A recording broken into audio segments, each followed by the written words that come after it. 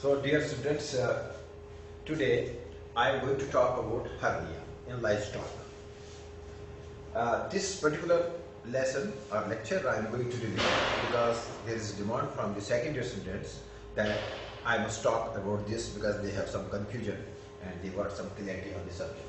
That's why I have picked this particular topic. पिछली तरह से आज भी हम हिंदी और अंग्रेजी में दोनों लैंग्वेजेस में मिक्स करके बोलने की कोशिश करेंगे ताकि आपको ज़्यादा से ज़्यादा समझ आ जाए। तो इसलिए सबसे पहले मैं आपको ये बताऊं कि what is hernia. Hernia basically एक लैटिन वर्ड है जिसका मतलब है किसी चीज जगह पे थोड़ा सा ऊंचा हो जाना, प्रोट्रूबरेंस या बढ़ जाना।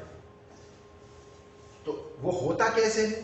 वो होता इसलिए है कि हमारे बॉडी के डिफरेंट एरियाज में हमारे बॉडी के अंदर कुछ ऑर्गन हैं जो मूवेबल हैं, जो एक जगह से दूसरी जगह अपनी जगह नहीं रहते, हरकत भी करते हैं, चलते रहते हैं, चलते नहीं रहते मतलब मूवमेंट करते रहते हैं।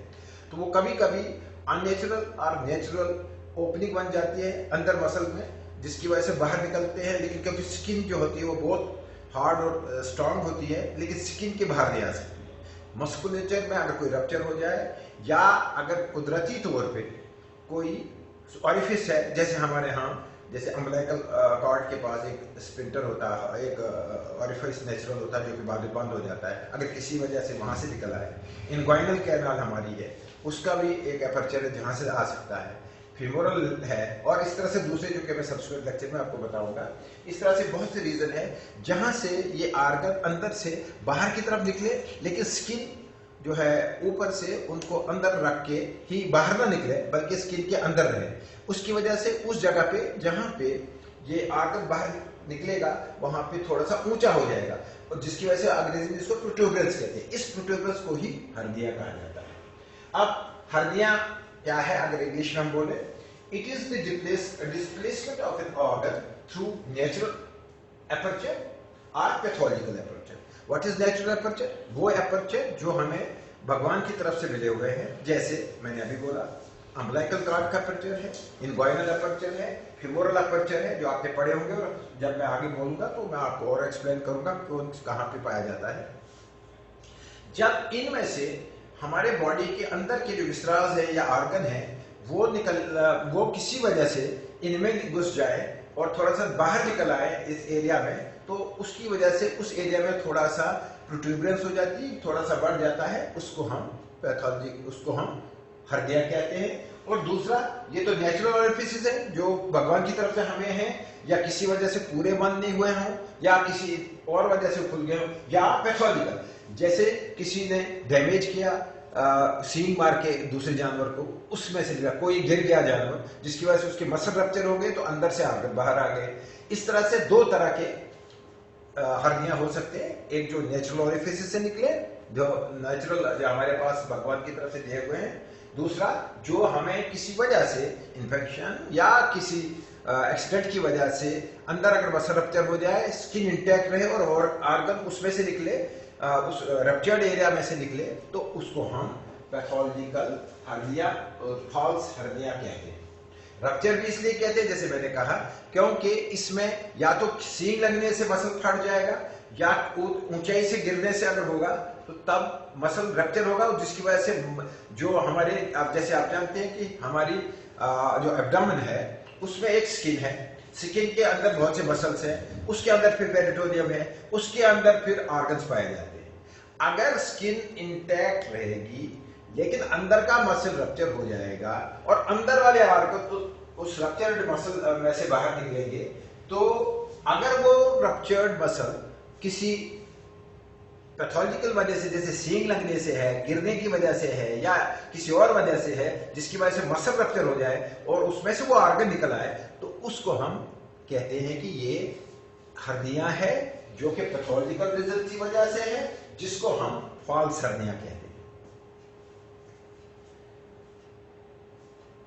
तो इस तरह से अब क्वेश्चन है कि अगर हमारे नेचुरल ऑरिफिसेस हैं तो उसमें से क्यों, अगर सबको क्यों नहीं होता, कुछ लोगों को या कुछ जानवरों को होता है, कुछ को नहीं होता है। वजह क्या है कि जो नेचुरल ऑरिफिस है अगर किसी वजह से जो उनके ऊपर एक रिंग बनी होती है अगर वो कमजोर पड़ जाए और वो लूज हो जाए, उसमें से आर्गन स्लिप डाउन कर सकते हैं। जैसे अगर हमारे यहाँ रिंग है इतनी टाइट है तो आर्गन इसके ऊपर चल रहा है, लेकिन ये अंदर नहीं जा रहा है। लेकिन अगर किसी वजह से खुल जाएगा तो ये इस तरह से अंदर घुस जाएगा।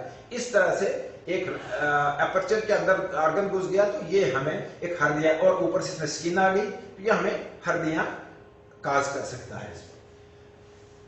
तो ये वजह क्या, अब इन शॉर्ट क्या हुआ कि अगर किसी वजह से भी जो हर्निया का अपर्चर, जहां से हर्निया बंद हो रहा है बॉडी के साथ, अगर वो किसी वजह से खुल जाए और हमारे आर्गन उस पर स्लिप डाउन हो जाए तो उससे हर्निया हो सकता है। और ज्यादातर जो फिक्स्ड आर्गन होंगे हमारे, जैसे किडनी है या हमारे स्टोमिक, खास करके किडनी है, लीवर है या बाकी चीजें हैं, वो नॉर्मली ऑरिफिस से बाहर नहीं आएंगी, जो नेचुरल ऑरिफिस है, क्योंकि वो अपनी जगह फिक्स है। लेकिन हमारे पास इंटेस्टाइन है, मेसेंट्रीज है, जो कि मूव करती हैं, क्योंकि उनको पेरिस्टाल्टिक मूवमेंट शो करना होता है, उनको खाना एब्जॉर्ब करना होता है, उनकी मूवमेंट बहुत जरूरी है। इसलिए वो स्लिप डाउन होके ऑरिफिस में आके हर्निया करते हैं। तो वही ये लिखा है कि mobile organs of the body are most commonly displaced through aperture of abdominal wall और डायफ्राम और नेचुरल कैनाल आर्टरीज। अब इसमें एक चीज और ऐड होगी, डायफ्राम। डायफ्राम आप जैसे कि जानते हो, डायफ्राम हमारे थोरसिक कैविटी और एब्डोमिनल कैविटी को सेपरेट करता है। और कभी कभी डायफ्राम में भी हर्निया, लेकिन उसमें कोई नेचुरल ऑरिफिस ऐसा तो नहीं होता है, लेकिन कभी कभी उसमें भी हमें हर्निया हो सकता है, जो मैं सब्सिक्वेंटली आपको एक्सप्लेन करूंगा। अब हर्निया अगर है तो वो उसकी एनाटॉमी क्या है। अब अगर आपके पास, जैसे मैंने अभी मिसाल दी कि हमारे पास एक हर्निया ऐसे घुस गया और इसमें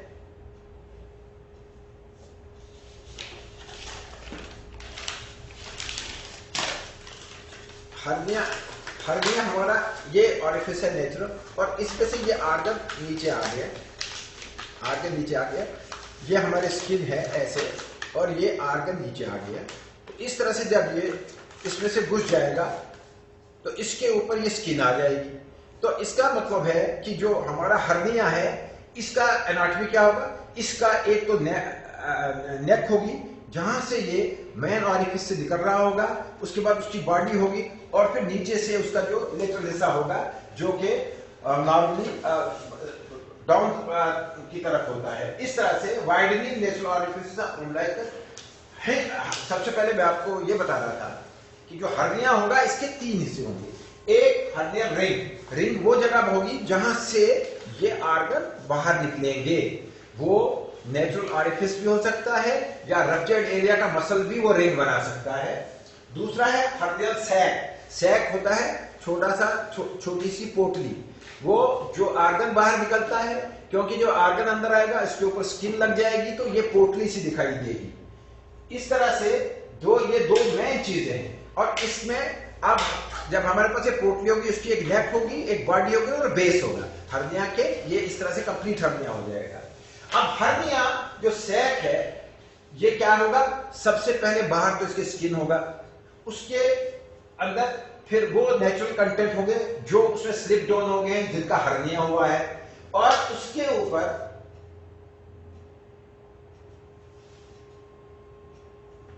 मसल और टिश्यू होंगे जो उस हर्निया के साथ आए होंगे। ये तमाम मिलके हमें हर्नियल सैक के कंटेंट बनाते हैं। और उस हर्नियल सैक के कंटेंट किस पे डिपेंड करेंगे, ये डिपेंड करेंगे कि कौन सा आर्गन लिया है। अगर मान लो 2 मिनट के लिए हर्नियल सैक के अंदर इंटेस्टाइन ली है, तो जब हम उसको रप्चर करेंगे तो हमें उसमें से खाना निकल सकता है।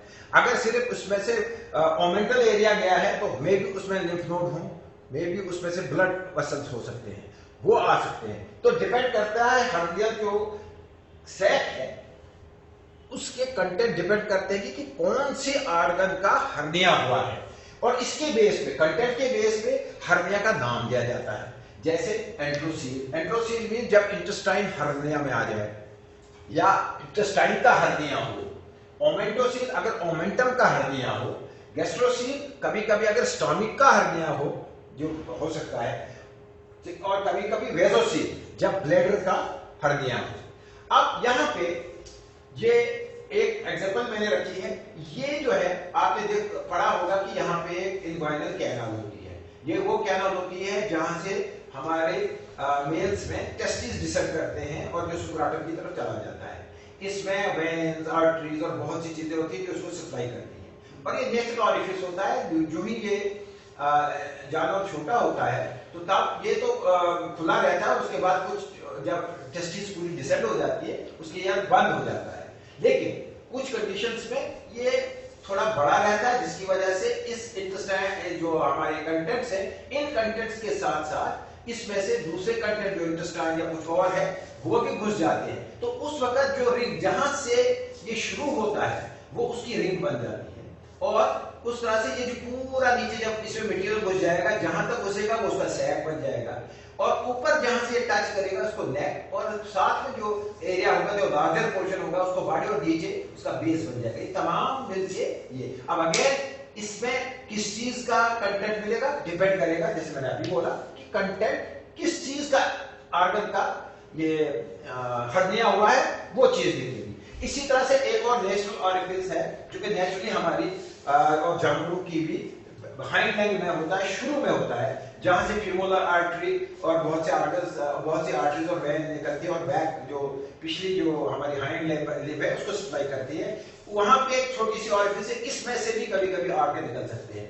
अब इनकी वजह से किस तरह का हर्निया होता है और कितने तरह का, कितने टाइप का होता है, वो मैं आपको सब्सिक्वेंट स्लाइड्स में बताऊंगा। No type of hernia. अब हर्निया जो है नॉर्मली क्लासिफाई जो किया जाता है कि किस जगह पे है, नंबर 1, या क्या वो ठीक खुद ही हो सकता है जिसको हम रिड्यूसिबल कहते हैं, जिसको हम रिड्यूस कर पाए, जिसको हम वापस अपनी जगह ले पाए, और इररिड्यूसिबल जिसको नॉर्मली वापस न ले पाए बल्कि हमें उसका ऑपरेशन करना पड़े या कुछ ना कुछ ऐसा ट्रीटमेंट देना पड़े जिसकी वजह से हम उसको वापस अपनी जगह ले जाए। इस तरह से हर्निया 2 तरह के होंगे, एक रिड्यूसिबल हर्निया और एक इररिड्यूसिबल हर्निया। अगर कभी कभी नॉर्मली जब इररिड्यूसिबल हर्निया होता है, अगर उसको टाइम पे ट्रीटमेंट ना किया जाए, जैसे मान लो हमारे इस इन्वाइनल कैनाल में जो अभी मैंने मिसाल दी, इंटेस्टाइन घुस गई और उसके बाद उसमें कुछ कंटेंट आ गए और हमने इमीडिएटली ट्रीटमेंट ना किया, तो उसमें जो, क्योंकि जब इंटेस्टाइन आ जाएगी उसमें ब्लड वेसल भी आ जाएंगे, उन पे प्रेशर पड़ेगा और इस तरह से ब्लड वापस ना जाके वो इन्फ्लेम हो जाएगा, बड़ा साइज हो जाएगा, जिसकी वजह से जो आसपास के ऑर्गन हैं और जो टिश्यू हैं जो कि कंटेंट बने हुए हैं हमारे हर्निया के, वो आपस में एडहियर हो जाएंगे। इस तरह से जब ऐसी कंडीशन हो तो उस कंडीशन को हम इनकार्केटेड हर्निया कहते हैं। अगर इनकार्केटेड हर्निया में ऊपर रिंग के आसपास इतना ये टाइट हो जाए, रिंग तो वही अपनी रहेगी लेकिन ब्लड वेसल इतना टाइट हो जाएगी, ब्लड इतना बढ़ जाएगा कि वो उस एरिया को ब्लड सप्लाई ही टोटल बंद कर दे। उसकी वजह से क्या हो जाएगा कि जो कंटेंट्स हैं, जो कि हर्नियल कंटेंट्स हैं, वो डेड हो सकते हैं, नेक्रोस हो सकते हैं और जिसकी वजह से गैंग्रीन पैदा हो सकता है। इन शॉर्ट, अब यहाँ पे मैं आपको 4 चीजें बताना चाहता हूं कि हर्निया 2 तरह के होते हैं, रिड्यूसिबल और नॉन रिड्यूसिबल। और नॉन रिड्यूसिबल जो है या इररिड्यूसिबल जो है, इसमें 2 टाइप फर्दर हो सकती हैं। कौन कौन सी? एक इनकार्सिक्रेटेड हर्निया, नंबर 2 इज हर्निया जिसमें स्ट्रैंगुलेशन हो जाए। अगर इनकार्सिक्रेटेड हर्निया वो है कि जब हर्नियल कंटेंट आपस में एडहियर करें और वो आपस में एडहिजन्स कायम करें जिसकी वजह से उसको निकालना मुश्किल हो जाए। नंबर 3, अगर रिंग टाइट हो जाए जिसकी वजह से स्ट्रैंगुलेशन भी, जैसे फांसी दे देना। जब आप समझो कि जो लटक रहा है कंटेंट्स हर्नियल सैक में, अगर किसी वजह से रिंग टाइट हो जाए तो एक समझो कि उसकी जो कंटेंट्स की फांसी लग जाती है।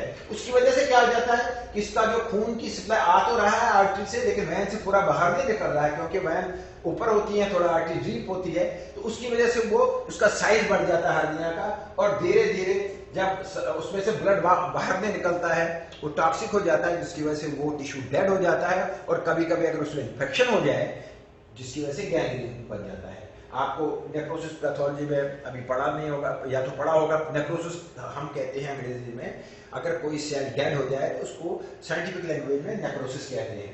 गैंग्रीन होता है अगर कोई टिश्यू ऐसे बैक्टीरिया से अटैक हो जाए जो सेप्रोफिटिक बैक्टीरिया हो, जो उसमें ग्रो करके लाइफ थ्रेटन करें इंडिविजुअल की और जो टॉक्सीमिया क्रिएट करें, उसको हम गैंग्रीन कहते हैं। ये चीजें आप अगली क्लासेस में पढ़ोगे, जस्ट पासिंग रेफरेंस के लिए मैं आपको एक्सप्लेन कर रहा था। दूसरी किस्म की है, मैंने जैसे शुरू में आपको बोला, हर्निया की क्लासिफिकेशन दो वजह से है, चाहे क्या वो रिड्यूसिबल है या नहीं है। नंबर 2, उसकी लोकेशन का है, बॉडी के किस हिस्से में पाया जाता है, ये दूसरी क्लासिफिकेशन है। उसमें सबसे पहले अम्बिलिकल हर्निया, आपने देखा होगा और आपको मोस्ट बच्चों को पता ही होगा, बहुत से आपने खुद भी देखा होगा कि जब बच्चा पैदा होता है हम उसकी नाफी जो होते हैं, नाफी उसको टाइट करते हैं। वो नाफी होती क्या है?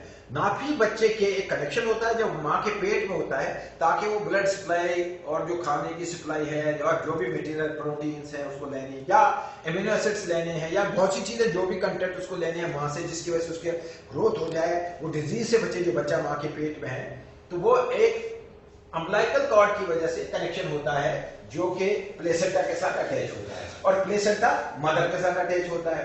तो ये जो कॉर्ड है ये बॉडी में हमारे एब्डोमेन में, जानवरों में भी और ह्यूमन बीइंग्स में भी, इंसानों में भी, वहां ये कॉर्ड होता है तो जो अंदर फिर अपना सप्लाई दे देता है पूरा हमारी बॉडी को। तो वहां पे एक रिंग सी होती है, जैसे आपके पेट के सेंटर में आपने सबने देखा होगा कि एक रिंग सी है, इसमें भी एक अंदर जो है एक अपर्चर है जो यहां से अम्बिलिकल कॉर्ड बाहर निकलता है। अगर किसी वजह से उसमें से कोई छेद बड़ा हो जाए या किसी वजह से इंफेक्शन होके उसमें से साइज उसका बड़ा हो जाए, जो हमारा ये अपर्चर है जो मस्कुलेचर के साथ है, क्योंकि नॉर्मली बोन स्किन तो हम टाइट करके उसको बंद कर देते हैं, वहां से बाहर नहीं निकल सकता है ऑर्गन। लेकिन अगर अंदर, क्योंकि जब अम्बिलिकल कॉर्ड बाहर है जब अम्बिलिकल कॉर्ड सरफेस पे है तो वहां उसको कवर कौन कर रहा है? जब हील हो जाता है वो हील होके उसको स्किन कवर कर रही होती है। लेकिन जो अंदर मस्कुलेचर है जहां से वो एंट्री लेता है वहां पे भी एक थोड़ा सा सुराख होता है, जो किसी वजह से अगर पेटेंट रहे, दैट में पूरा बंद ना हो या किसी वजह से इन्फेक्शन की वजह से उसका साइज बड़ा हो जाए और उसकी वजह से आर्गन आ जाएगा, वो अंदर से तो आएगा लेकिन स्किन उसको ऊपर से कवर कर लेगी और एक हमारे स्किन और पेट के नीचे हमारे एक अम्बिलिकल कॉर्ड की वजह से अम्बिलिकल रिंग के आसपास, उसका लूज होने के आसपास कंटेंट्स आ जाएगी, जिसकी वजह से हर्निया होगा, जिसको हम अम्बिलिकल हर्निया कहते हैं। अब क्वेश्चन है कि अम्बिलिकल हर्निया में नॉर्मली क्या क्या कंटेंट होते हैं? इसमें ओमेंटम और स्मॉल इंटेस्टाइन, जैसे मैंने आपको कहा ओमेंटम और स्मॉल इंटेस्टाइन हाईली मूवेबल है बॉडी के अंदर, इसलिए इनका स्लिप होना, इनका आना स्वाभाविक है कि ये हर्निया काज करें। और क्योंकि ये पेट के बिल्कुल सेंटर में है और इंटेस्टाइन का लोकेशन भी ऑलमोस्ट वही और ओमेंटा का भी, तो मैक्सिमम कंडीशन में हमारे पास यही आता है। अब सवाल है कि किस किस में होता है? क्या तमाम जानवरों में होता है? इवन ह्यूमन बीइंग्स में भी हमने देखा है कि ह्यूमन बीइंग्स में भी अम्बिलिकल हर्निया होता है और कभी कभी छोटा सा होता है जो रिड्यूसिबल होता है, तो उसको कभी कभी बच्चे को आपने देखा होगा कि जब बच्चा पैदा होता है 1-2 साल के अंदर अगर उसमें अम्बिलिकल हर्निया होता है तो कभी कभी माएँ जो थी पिछले जमाने में या अभी भी गाँव में, वो कोई हार्ड चीज उस पर बांध देती है जिसकी वजह से वो वापस चला जाता है और कुछ देर के बाद खुद ही ठीक हो जाता है।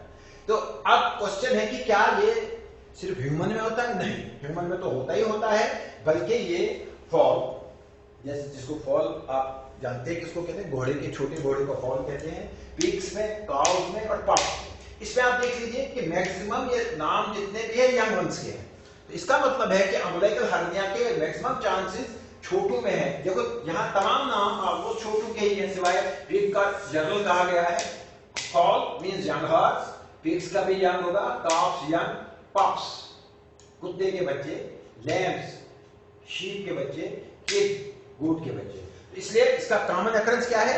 यंग वंस में और किस किस के? ऑलमोस्ट ऑल स्पीसीज जो हमारी डोमेस्टिकेटेड स्पीसीज है। अब रीजन क्या हो सकता है? जैसे मैंने शुरू में बोला, रीजन हो सकता है रिंग का, जो हमारे अम्बिलिकस रिंग है उसका कोई डिफेक्ट होना। अब क्वेश्चन है कि किस वजह से हो सकता है? ये 2-3 वजह से हो सकता है, खास करके 2 वजह तो है। एक है कि कंजेनाइटल, कंजेनाइटल मींस जो उसको खानदानी हो, जब वो पैदा हुआ पीछे से ही आ रहा हो, एक्वायर नहीं किया हुआ। एक्वायर्ड होता है जो पैदा होने के बाद उसने किसी वजह से, चाहे मिसहैंडलिंग हो गई हो, कोई गिर गया हो या कोई और रीजन हो गया हो जिसकी वजह से अपर्चर खुल जाए या वो लूज हो जाए, तो वो हो गया एक्वायर्ड। तो अम्बिलिकल जो है hernia result from closure of the peritoneal ring but incomplete closure of the body wall around the umbilicus. अब इसका क्या मतलब है? जैसे मैंने बोला कि जहां अम्बिलिकस है वहां सबसे बाहर स्किन है, स्किन के अंदर मैंने आपको बोला कि वहां मसल्स हैं, मसल्स के अंदर पेरिटोनियम है। क्योंकि जब हमारा अम्बिलिकल कनेक्शन जब हम मां के पेट में होते हैं, वो अंदर से पूरा पेरिटोनियम से होते हुए, मस्कुलेचर से होते हुए और स्किन से होते हुए बाहर आता है।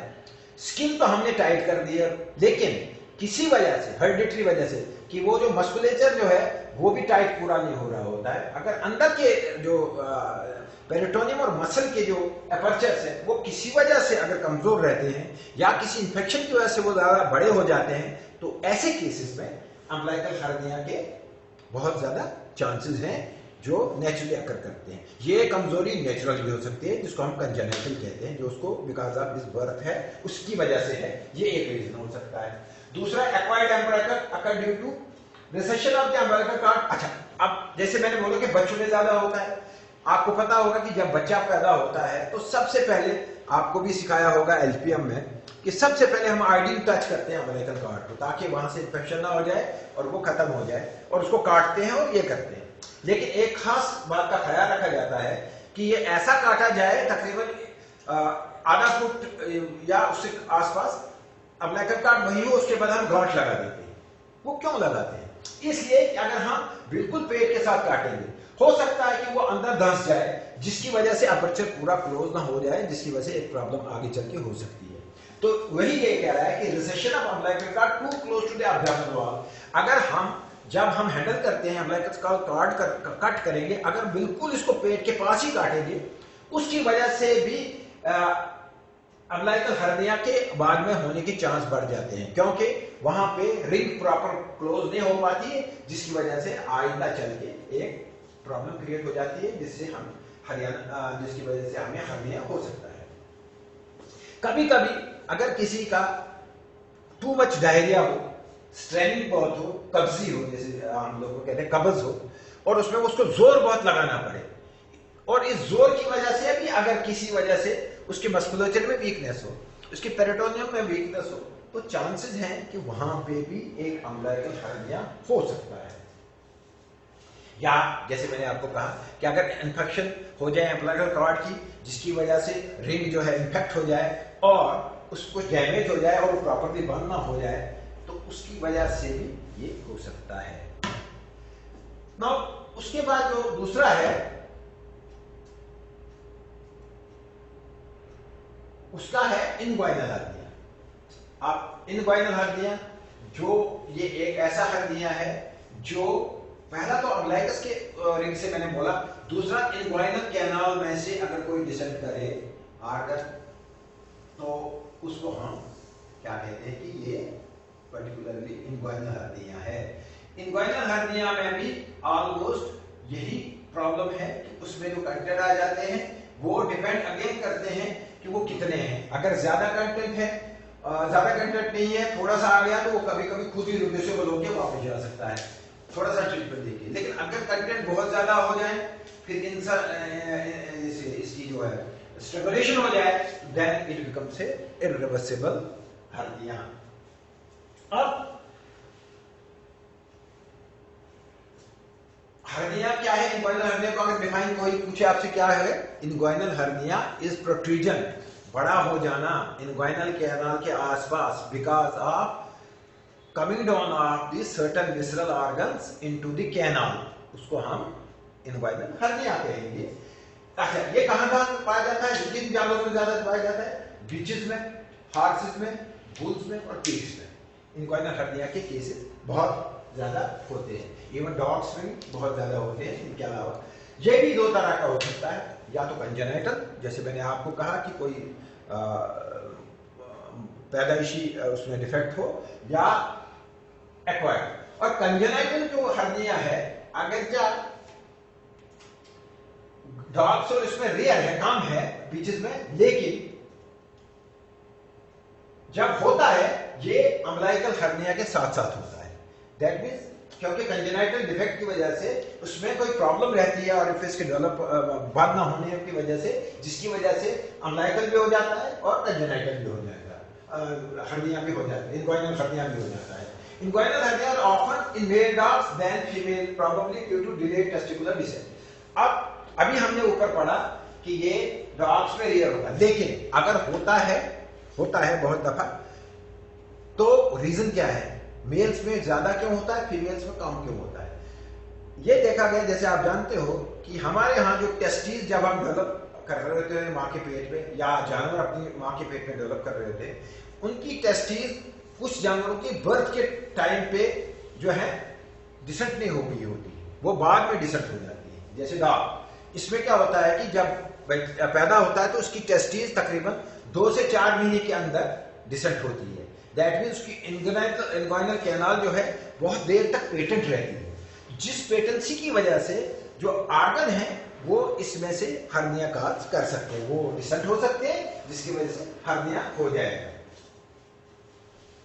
और इसमें यह भी देखा गया कि कभी कभी अगर कंजेनिटल रीजन हो, एक तो डिले हो गया, उसके बाद उसमें वैसे ही वीकनेस है, तो या ओल्ड एज या मिडिल एज की वजह से रिंग थोड़ा लूज हो गया, तो ये भी एक कंडीशन बन सकती है कि जिसकी वजह से इन्वाइरल हर्निया हो। इसके अलावा ये भी देखा गया है कि अगर कोई बहुत मोटा हो और अंदर इतनी चर्बी आ गई उसमें कि उसने आर्गन को डिस्प्लेस करना शुरू कर दिया हो, तो वो आर्गन पे एक प्रेशर डेवलप हो जाता है और उनको जहां से भी कहीं से वीक पॉइंट निकलता है वो वहां से बाहर निकल जाते हैं। क्योंकि इन्वाइनल कैनाल बहुत बड़ी अच्छी कैनाल होती है, तो वहां से मैक्सिमम चांसेस है कि वो आर्गन स्लिप डाउन करे और हर्निया काज करे। इस तरह से ये जो है ओबेसिटी भी एक रीजन है, कंजेनाइटल भी है और एक्वायर्ड भी है। एक्वायर्ड में जैसे इंस्पेक्शन हो, कॉन्स्टिपेशन हो या ओबेसिटी हो। तो आप उसके बाद सिक्रोटल हर्निया। सिक्रोटल हर्निया और इन्वाइनल हर्निया में ये फर्क है कि अगर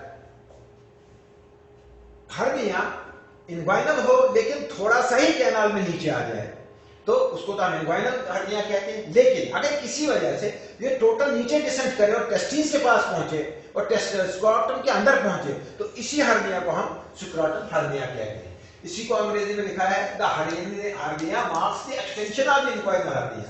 दैट मींस इन्वाइनल हर्निया का और भी लंबा होना है या इसमें टेस्टिस के अंदर डिसेंट दूर तक डिसेंट करना है when visceral reaching to scrotum through the internal and external inguinal canal. अगर कैनाल के चाहे अंदर से इंटरनल कैनाल हो या एक्सटर्नल कैनाल, अगर वो उसकी वजह से हमारे वो विसराल जो वो डिसेंट करे इन्वाइनल कैनाल से होते हुए स्क्रोटम में, तो उसको स्क्रोटल हर्निया कहते हैं।